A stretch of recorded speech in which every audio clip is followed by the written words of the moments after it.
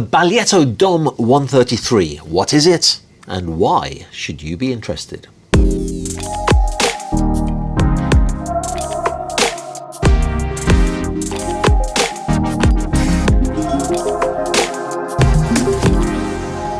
The DOM 133 is in fact a really beautiful super yacht built by the historic Italian builder Baglietto.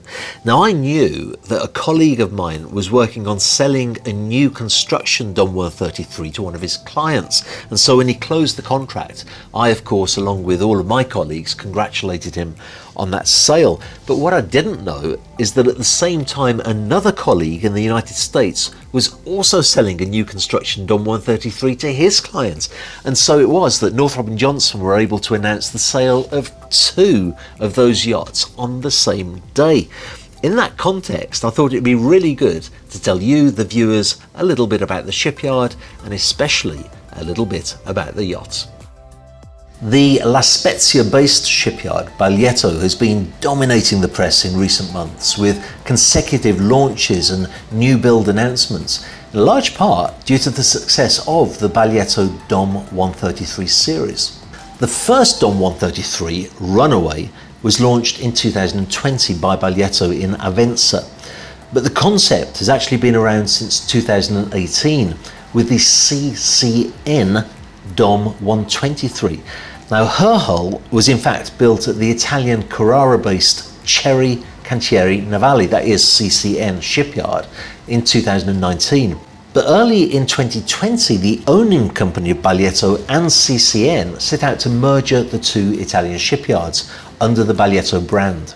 Her superstructure was then built at Baglietto while the hull was transported from CCN for the assembly in 2020. There are subtle differences between the CCN 123 and the DOM 133, most notably at the transom, with the DOM 133 aft being elongated and opened at its sides, offering stepped access to the swim platform from each side. The original iteration of the aft deck featured the same sweeping lines, but was closed entirely when underway, with the transom door opening out to become an extended swim platform. Now, this feature has now evolved into various new forms, with the most recently launched model featuring a longer swim platform and a large sunbed on the beach club, situated below a large pool. Following the launch of Runaway, the series took off, and there are now 7 hulls sold, with the most recent launch of Attitude in March 2022, further solidifying the popularity of this series. Designed as a home away from home, in fact DOM is short for domus, meaning home in Latin, the series features exterior lines and interior architecture from Stefano Valfardis, while the choice of her interior styling is in the hands of her owner, and the shipyard leaves the option for interior customization.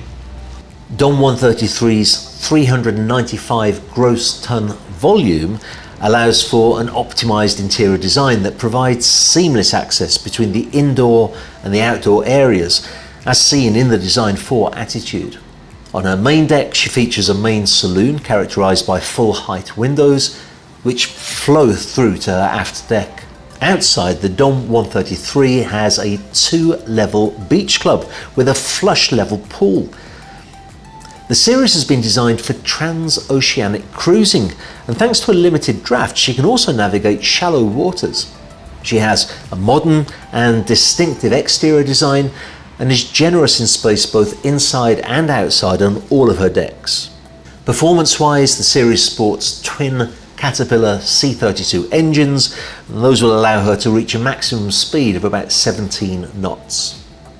Now, while the DOM 133 series is doing exceptionally well, Baglietto's whole order book is full until at least 2025, and there are 15 yachts currently under construction at the shipyard, with only one, which is the 4th T52 Explorer, still on the market. With 6 hulls already sold before the first has hit the water, that T-Line series with its aggressive exterior profile and spacious beach club from Francesco Pascovski, the series has been a huge success. First announced in late 2020, the first hull was sold in December, and construction began in January of 2021 alongside the second, which was started on spec.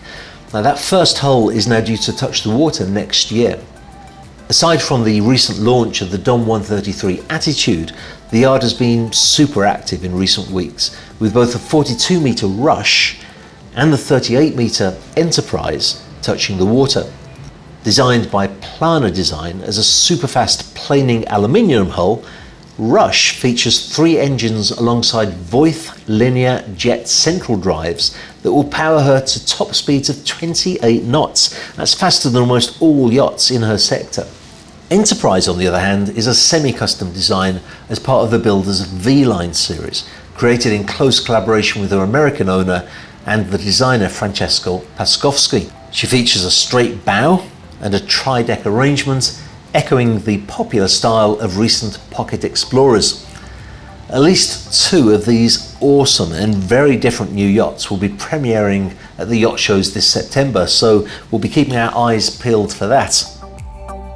I'm hoping to visit the Baglietto shipyard a little bit later this year and to film it and to show you what it's all about. And if you do enjoy that kind of content, you've got a real treat in store for you, because I'm about to go on somewhat of a tour of different shipyards for the rest of this year, really, so that I can show you all kinds of amazing places where these super yachts are built. I'll actually be leaving on Saturday, so 2 days after filming this, to go to Turkey. We'll be filming the Behring shipyard, the New Marine shipyard, probably going back again later in the month to do some more shipyards there too. So great content coming out, which is a good time to remind you to subscribe to the channel, to click the bell icon so that you can get notifications. But we're not finished there, because I really wanted to use these vlogs to answer some of your questions, and I get many questions. So I've got a few of them here on my computer. I'm going to quickly go through them now, starting with William Mcguire. Now, William watched the video of the 150-foot Explorer yacht Ching, which is for sale. And he said, David, really enjoy your explainer videos. Could you please explain your definition of a qualified buyer sometime? William, it's true that I often say at the end of a video, if you're a qualified buyer, contact us at this email address. But what is a qualified buyer? Well, that's become more complicated recently, because at one time, all you needed to be a qualified buyer was the money to buy the yacht. It was as simple as that. But then over time, yacht brokerages became bigger, more serious, more professional, and they had to satisfy certain requirements as whose money they were taking. Now, these requirements are called KYC, which stands for Know Your Client. It's also known as due diligence. So every time that we get an inquiry from somebody looking to buy a yacht, let's say, for example, that you inquired about Ching, there's a whole process that most yacht brokers will go through. Personally, I first of all look on Google, because not all, but many very wealthy people can easily be found on Google, and you can find out if the CEO or founder of a big company, or even a little company that's very profitable. You get some feeling for how serious this inquiry is, because William, you would be amazed at how many people inquire about yachts who absolutely don't have the money to buy them, but they're enjoying this fantasy of the process of buying a yacht, which I kind of understand, but it really does waste a lot of yacht brokers' time if they're not qualified buyers. So first of all, a broker will just try to figure out who the inquiry is, whether they have the money to buy. Then there's a series of checks they do to make sure that he's not on any kind of blacklist, that this guy is not laundering money for terrorism or for anything like that at all. They have to pass certain requirements. As you well know, I'm sure now, it's impossible to do business with Russians. It's just become impossible. So all of those things make up a qualified buyer. It's having the money, it being clean money, and not being on any sanctions list at the moment. On that subject, GTR0 says, I want to know how the sanctions against Russian money has affected the super yacht market. I wonder how much of it was just Russian oil money. It seems like a lot. I'll take the last part of that question first. I haven't done a lot of business with Russians. I've done some business. I think it's a misconception that all wealthy Russian people got their money illegally. I've dealt with one owner who had a chain of supermarkets. It was a perfectly respectable way of accumulating wealth and buying a yacht. A lot of Russians are involved with oil. it's well known, a lot of corruption in Russia, but certainly you can't tar all Russian owners with the same brush. There's also some very, very good, honest people there who just worked very, very hard. How have the sanctions affected the industry? For some yacht brokerage companies and some yacht builders, it's more than others. Northrop Johnson, we're a company that was founded in America. It's still much bigger in America than it is in Europe, although in Europe we've become really quite a major player now amongst the brokerage companies, but we actually don't have that many Russian clients at all. So at Northrop Johnson, whilst certainly there's concerns about the world economy and how that will affect the yacht market, for now the market is still very, very strong, and because we haven't had a foundation of Russian buyers propping us up, it really hasn't affected us. There are other brokerage companies that the entire business model has been based upon selling to wealthy Russians. They usually have Russian brokers, they understand the culture of the Russians a lot better. They've been hugely successful in selling very, very large yachts and managing very, very large yachts with Russian clients. For them, the impact is absolutely huge. But the industry as a whole is at the moment quite strong enough and buoyant enough to withstand this storm that it's going through right now. But thanks very much for the question. Dark Helmet. I really appreciate your comments. I was wondering what happened to Wider after the sale of the company. They were on such a great trajectory with the 150, the 165, then they just disappeared. With their unique powertrain, I thought that they would have been the talk of the town, selling massive amounts of units, giving fuel costs and ecological impact. Any thoughts? Well, I thought long and hard before answering this question, but so many people have asked me what's happened to Wider that I thought I would answer it. In fact, this whole YouTube channel was built partly on a successful series of videos all about the Wider 150, all about the 165. Sexy, beautiful yachts with a really great concept for propulsion, which was their diesel electric propulsion. They had no engine room, they just had generators in the bow that gave them space to have a huge swimming pool in the back. What a wonderful yacht. Actually, the company was sold twice. I met the first owner, the first buyer, a Malaysian businessman. He owned a Genting Group, which is a huge group of companies, largest group of casinos in the world, but also they have other interests, all kinds of interests. Wider was a great idea, but to be really frank with you, Dark Helmet, it's very difficult to make money in building yachts for a new brand. And it's not unusual at all. In fact, it's almost always the case that the first few yachts will lose money because you're building a client base, you're building a brand, a lot of money's going into research and development, mistakes are always made, and that can be expensive to put them right. I mean, the final products, the 150 and the 165, are fantastic yachts, but they are the product of a learning curve that the shipyard went through. I think probably the owner of the Genting Group wasn't willing to take on that kind of expense, and he sold the company to a few individuals who, let me be frank with you, so far haven't produced any yachts. That's the cold truth of it. I found it very difficult because I had a very good relationship with everybody at Wider, and all of a sudden the new people weren't answering their emails. There was very, very little communication. They came out with some, in my opinion, quite bizarre announcements to the press. The first announcement said that they were going to go on the stock exchange and become a public company, which I thought was really bizarre because they hadn't even produced anything at that point. Then they said they had a unique form of propulsion that nobody else had, and it was going to revolutionize the industry, and you could only use it if you bought a Wider, which I thought again was a bizarre announcement, and to date nothing has come of that. Then they started putting together a really top level management team, some people who I know quite well in the industry who are really good people. They've recently announced that they are going to build some catamarans called the Wider Cat. At the same time they said they've sold a 70 metre plus yacht, but their shipyard's only big enough for a 50 metre. So I kind of haven't really been covering too much on wider because A, they don't communicate an awful lot, and B, the messages coming out of the shipyard are so mixed and so confused that for the time being there's nothing really concrete that I can report back to you. I really do hope that they get their act together. I really do hope that this 70-metre yacht becomes real, and I hope they have success. I hope all good things for them, but right now it's really difficult to see what direction they're going in. That is the truth.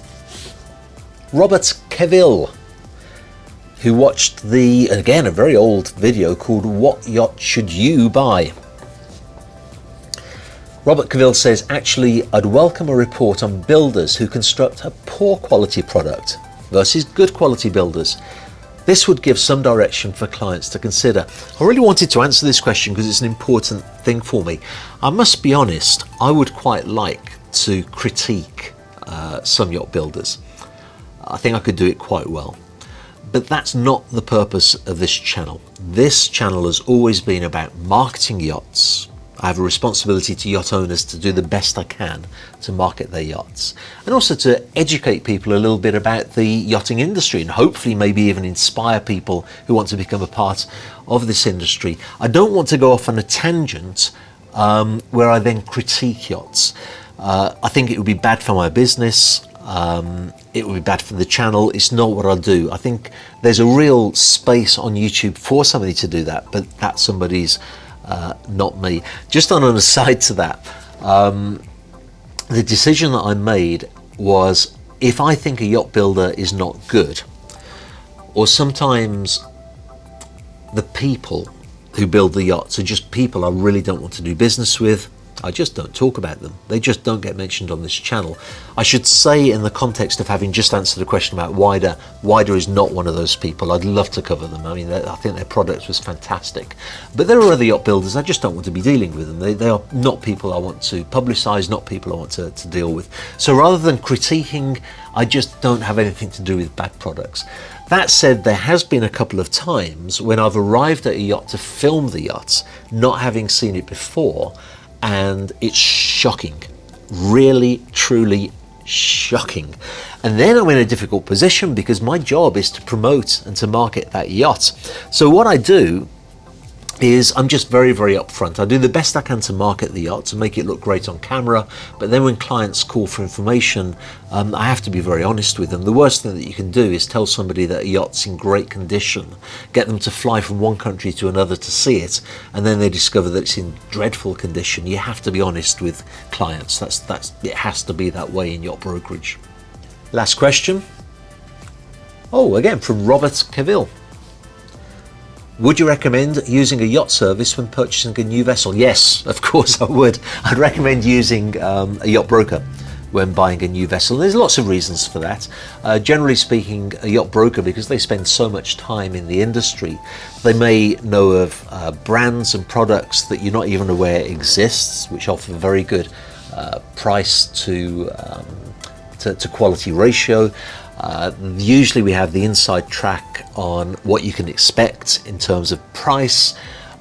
Usually a good yacht broker will have some experience of the contractual side of the transaction too. There's a lot that a yacht broker can do, but you know, to be really honest with you, Robert, the biggest service that I see that yacht brokers do is that they make the deal happen. If you're buying a yacht, you probably already know more or less what you want. It's not unusual for the client to have even found the specific yacht they want to buy. But then when you get lawyers involved and captains involved and friends involved and all kinds of people involved, it's incredible how the whole thing can just fragment and not get any momentum at all. And a good yacht broker will be a problem solver. Everybody else is bringing problems into the mix. The broker will find solutions. He'll make sure the contract gets sorted out. He'll make sure that funds are transferred when they're supposed to be transferred in a format that everybody likes. A good broker is not necessarily a great salesman, because it's really not about salesmanship. It's about problem solving and having the energy to keep the deal happening. That's it from me for this week. Really enjoyed producing this vlog, and if you enjoy my answering the questions, do let me know. If you have any more questions, leave them in the comments below.